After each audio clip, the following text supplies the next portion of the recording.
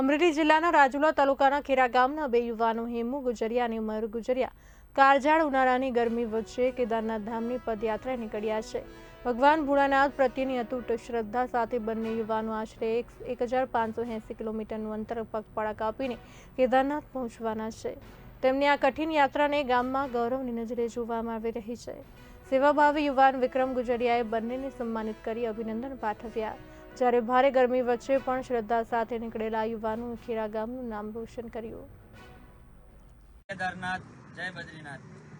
ખાસ તો આપણે ખેરા ગામનું ગૌરવ એવા હેમુભાઈ અને મયુરભાઈ બંને ભગવાન ભોળાનાથની જે પેદલ યાત્રા છે, જે 1580 કિલોમીટરની યાત્રા છે, જે બહુ જ કઠિન યાત્રા હોય છે, પહાડોની વચ્ચે અને તડકો ધૂપ બધું સહન કરીને ભગવાન ભોળાનાથના શરણોમાં જવું કોઈ સહેલી વાત નથી।